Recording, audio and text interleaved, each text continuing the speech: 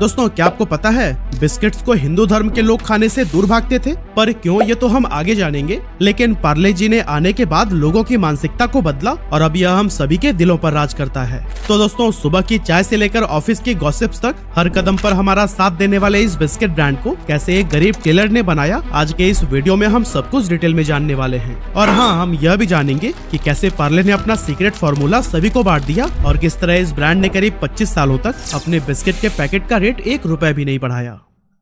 पार्ले जी, शायद ही कोई ऐसा भारतीय होगा जिसने चाय में ये बिस्किट डुबोकर न खाया हो। और हाँ, कमाल की बात तो ये है कि जितना लगाव आपको इस बिस्किट से है ना, उतना ही हमारे मम्मी पापा और दादा दादी को भी है। यही वजह है कि इसे एक बिस्किट नहीं बल्कि एक इमोशन कहा गया है। और इस इमोशन की नींव रखी गई थी ब्रिटिश राज में, जब बिस्किट्स खाना हम भारतीयों के लिए एक सुनहरे सपने से ज्यादा कुछ भी नहीं था। लेकिन वो कैसे, इसे समझने के लिए हमें लेट 19th सेंचुरी में चलना होगा। एक्चुअली उस टाइम पर मार्केट में गिने चुने कुछ बड़े बड़े दुकानों में बिस्किट से भरा हुआ एक खास किस्म का चौकोर सा दिखने वाला यह टीन का डिब्बा मिलता था, जिस पर बड़े बड़े टेक्स्ट में लिखा होता था हंटले एंड पामर्स। इस डिब्बे को दुकान से खरीदकर सीधे अंग्रेजों के महल में पहुंचा दिया जाता था, जिसे बड़े बड़े अंग्रेजी अफसर सुबह और शाम की चाय की चुस्कियों के साथ में एंजॉय किया करते थे। और इंडियंस उसे दूर से ही देखकर सोचा करते थे कि आखिर ये कौन सी नई इजाद है। जल्दी ये बिस्किट्स हमारे राजा महाराजा और कुछ अमीर इंडियंस के घरों तक भी पहुंच गए, लेकिन इनकी कीमत इतनी ज्यादा थी कि मिडिल क्लास या गरीब लोग इसे खरीदने के बारे में सोचने से भी कतराते थे। अब ये बिस्किट अमीरों की चाय का साथी तो बन गया था, लेकिन बहुत से अपर क्लास हिंदू जो इसे अफोर्ड तो कर सकते थे, फिर भी अपने घर में लाने या फिर खाने से दूर भागते थे, क्योंकि इन बिस्किट्स को बनाने के लिए बेकर्स अंडे का इस्तेमाल किया करते थे। लेकिन बाद में इस समस्या का समाधान लेकर आए लाला राधा मोहन, जिन्होंने 1998 के दौरान दिल्ली में हिंदू बिस्किट नाम की एक कंपनी की शुरुआत की, जिसका मकसद हिंदुओं के बीच बिस्किट्स को पॉपुलर बनाना था। इस काम के लिए कंपनी ने सिर्फ ब्राह्मणों और अपर कास्ट के हिंदुओं को ही हायर किया, ताकि उनके बिस्किट्स कास्ट कॉन्शियस हिंदुओं की नजर में भी एक्सेप्टेबल हो सके। पहले ही साल में कंपनी ने अपने बिस्किट्स का एडवर्टीजमेंट दिया, जिसमें बताया गया था कि बिस्किट्स की बेकिंग से लेकर पैकेजिंग तक का पूरा काम सिर्फ अपर क्लास हिंदुओं के हाथों से ही किया जाता है। साथ ही इन बिस्किट्स को सिर्फ दूध से तैयार किया जाता है और पानी का एक भी कतरा नहीं मिलाया जाता। लेकिन हिंदू बिस्किट्स की बढ़ती हुई पॉपुलैरिटी के बाद से कई और लोगों ने भी इस नाम के बिस्किट्स को बेचना शुरू कर दिया, जिससे कि असली हिंदू बिस्कुट को काफी नुकसान हुआ और वो ब्रिटानिया कंपनी के साथ में मर्ज हो गया। हालांकि दोस्तों, मार्केट में इतनी सारी कॉपीज आने के बाद भी बिस्किट्स के प्राइस में कभी भी इतनी कमी नहीं आई कि वो गरीब के हाथों में पहुंच पाए। फिर आया 7 अगस्त 1905 का दिन, जब गांधी जी के नेतृत्व में स्वदेशी आंदोलन की नींव रखी गई और लोगों ने विदेशी चीजों का बाइकआउट करके अपने देश में बनी हुई चीजों को अपनाना शुरू कर दिया। साथ ही इस मूवमेंट को सपोर्ट करने के लिए कई भारतीय लोगों ने लोकल बिजनेसेस भी शुरू किए, ताकि फॉरेन प्रोडक्ट्स पर डिपेंडेंसी को कम किया जा सके।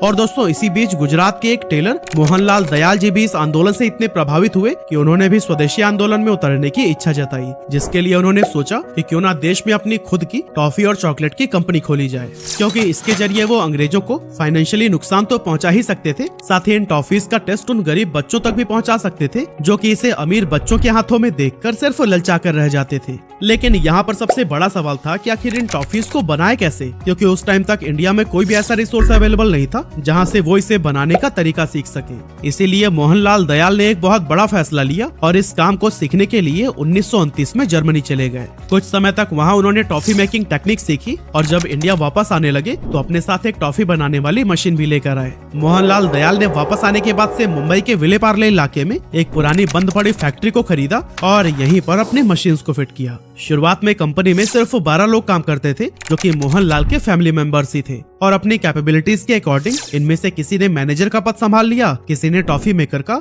और कोई पैकेजिंग एंड सप्लाई को देखने लगा। अब शुरुआत में किसी ने भी इस बात पर ध्यान नहीं दिया कि कंपनी का कोई नाम भी होना चाहिए, और इसीलिए काफी समय के बाद इसकी लोकेशन यानी विले पार्ले के नाम पर ही कंपनी का नाम पार्ले रखा गया। इस कंपनी का पहला प्रोडक्ट था एक ऑरेंज कैंडी, जो कि उस टाइम पर काफी पॉपुलर हुआ था। लेकिन दोस्तों, मार्केट में अफोर्डेबल बिस्किट्स न होने की वजह से मोहनलाल दयाल ने इस गैप को फिल करने की सोची और साल 1939 में पार्ले ने पहली बार अपने बिस्किट्स को मार्केट में उतारा, जिसका नाम रखा गया था पार्ले ग्लूको। सस्ते दाम और अच्छे क्वालिटी की वजह से ये बिस्किट बहुत जल्द लोगों के बीच काफी पॉपुलर हो गया और सेकेंड वर्ल्ड वॉर के दौरान भी इंडियन एंड ब्रिटिश दोनों ही आर्मी ने इस बिस्किट को खूब कंज्यूम किया था। जब 1947 में भारत आजाद हुआ तो उस समय अचानक से गेहूं की कमी हो गई, जिसके चलते पार्ले को अपने ग्लूको बिस्किट के प्रोडक्शन को रोकना पड़ गया, क्योंकि इसका मेन इंग्रेडिएंट ही गेहूं था। लेकिन बाद में इस संकट से उबरने के लिए पार्ले ने जौ से बने हुए बिस्किट्स बनाना शुरू किया और एक एडवर्टीजमेंट में स्वतंत्रता सेनानियों को नमन करते हुए अपने कंज्यूमर से अपील की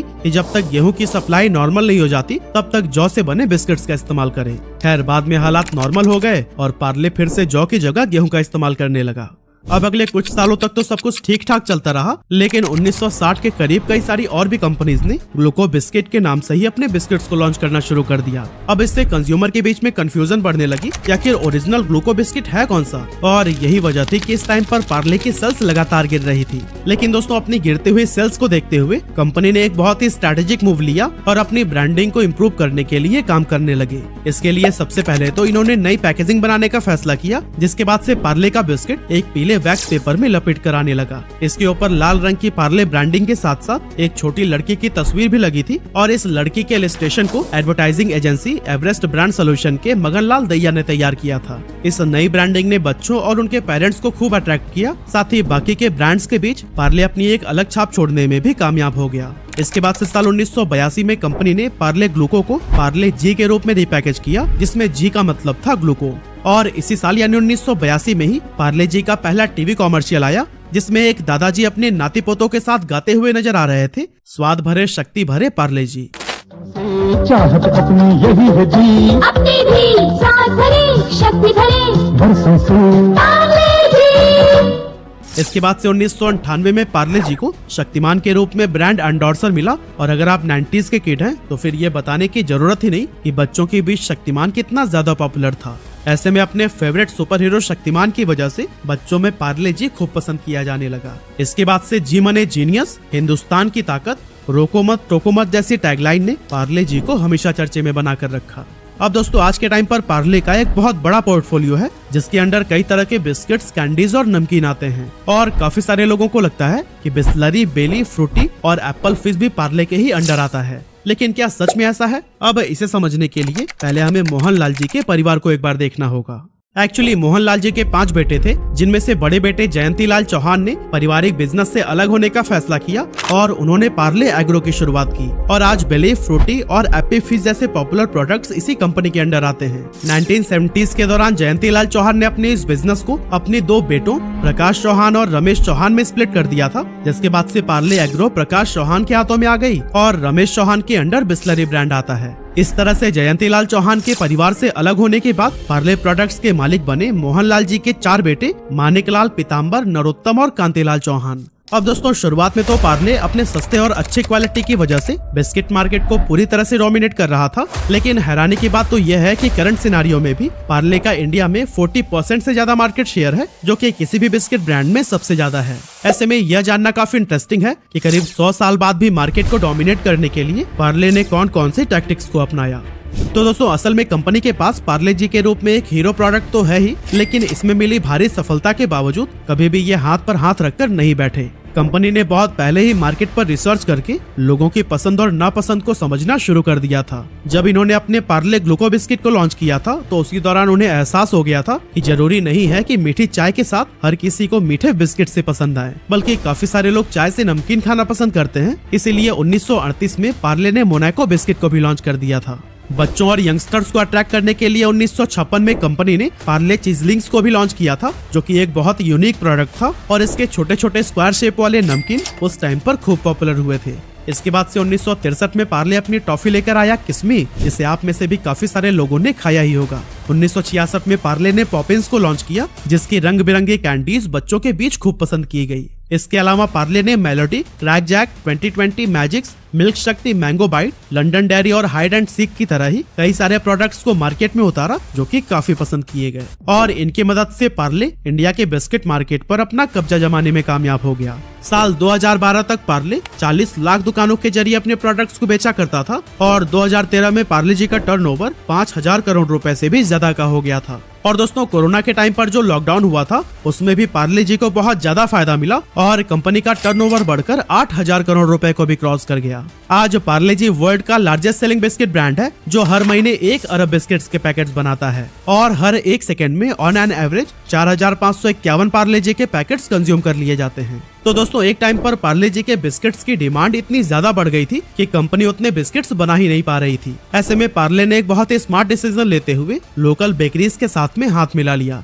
इसके बाद से कंपनी ने उन बेकरीज को अपने बिस्किट्स का सीक्रेट फार्मूला दे दिया, जिसकी वजह से बिस्किट्स की बेकिंग को लेकर कंपनी से लोड तो कम हुआ ही, साथ ही ऑटोमेटिकली एक स्ट्रॉन्ग सप्लाई चेन भी क्रिएट हो गई, क्योंकि जिस दुकान से पार्ले बिस्किट्स खत्म होते थे वहां उनके नियरेस्ट बेकरी से तुरंत ही नए पैकेट्स पहुंचा दिए जाते थे। अब ये स्ट्रैटेजी कुछ समय तक तो बहुत अच्छी काम करती रही, लेकिन बाद में जब मैसिव ऑर्डर्स आने लगे तो फिर कंपनी का ध्यान प्रोडक्शन बढ़ाने पर ज्यादा रहने लगा। अब दोस्तों, ज्यादा प्रोडक्शन के लिए उन्हें ज्यादा रॉ मटेरियल्स की जरूरत थी, जिसे बल्क में परचेज करने पर काफी डिस्काउंट मिल जाता था। और दोस्तों, कुछ इसी तरह का फायदा पार्ले जी को भी मिला और बल्क प्रोडक्शन के बाद में उनका प्रॉफिट बहुत ज्यादा इंक्रीज हो गया। अब मार्केट में बहुत बड़ी संख्या में ऐसे लोग थे जो कि पार्ले जी के दीवाने थे और शॉपकीपर्स भी स्टॉक खत्म होने के पहले ही ऑर्डर देने के लिए परेशान हो जाते थे। इन बिस्किट्स की डिमांड जिस तेजी से इंक्रीज हो रही थी, इनकी जगह कोई दूसरी कंपनी होती तो पहला काम यही करती कि सबसे पहले अपने प्रोडक्ट के प्राइस को बढ़ा देती, लेकिन पार्ले जी ने ऐसा नहीं किया।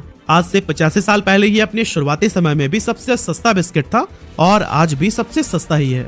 और कमाल की बात तो यह है कि पिछले 25 सालों में महंगाई कहां से कहां पहुंच गई है। जैसे कि 1998-99 में पेट्रोल की प्राइस 25 रुपए पर लीटर हुआ करती थी, जो कि आज 105 रुपए के आसपास हो गई है। लेकिन इन 25 सालों में पार्ले जी ने अपने बिस्किट्स के प्राइस को 1 रुपया भी नहीं बढ़ाया था। ऐसे में आपको लग रहा होगा कि आजकल के स्टार्टअप्स की तरह पार्ले भी अपने पैसे बर्न कर रहा होगा, मगर ये भी सच नहीं है, क्योंकि फाइनेंशियल ईयर 2022 में पार्ले जी ने 256 करोड़ रुपए का प्रॉफिट जनरेट किया था।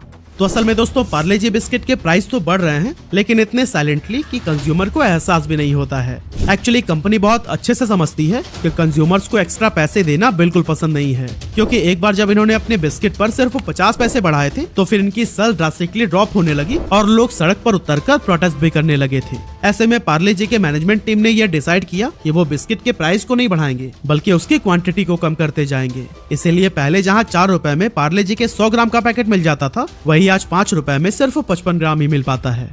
अब देखा जाए तो पार्ले जी कंपनी का एक हीरो प्रोडक्ट है, जो देश के हर कोने में छोटी से छोटी दुकान में भी आसानी से मिल जाता है। पार्ले जी के इस स्ट्रॉन्ग डिस्ट्रीब्यूशन की वजह से जब भी कंपनी किसी नए प्रोडक्ट को लॉन्च करती है तो फिर उसे भी मार्केट में काफी तेजी से पहुंचा देती है। इस तरह से बिना ज्यादा मेहनत के उसके नए प्रोडक्ट्स को भी एक्सपोजर मिलने लगता है और उनके जरिए कंपनी की खूब कमाई होती है। लेकिन दोस्तों, क्या पार्ले जी का बोलबाला सिर्फ इंडिया में ही है? तो इसका जवाब है बिल्कुल नहीं, क्योंकि यूएसए, यूके, कनाडा, ऑस्ट्रेलिया और न्यूजीलैंड जैसी कई सारी ऐसी कंट्रीज हैं जहां पार्ले जी को बहुत ज्यादा पसंद किया जाता है। और तो और कई सारे देशों में तो इसकी मैन्युफैक्चरिंग यूनिट्स भी अवेलेबल हैं। साथ ही हम इंडियंस की तरह ही चाइनीज भी इस बिस्किट के दीवाने हैं, इसीलिए पार्ले जी चाइना में भी सबसे ज्यादा बेचे जाने वाला बिस्किट बन गया है। तो दोस्तों, पार्ले जी के साथ आपकी किस तरह की यादें जुड़ी हैं, हमें कमेंट करके जरूर बताइएगा।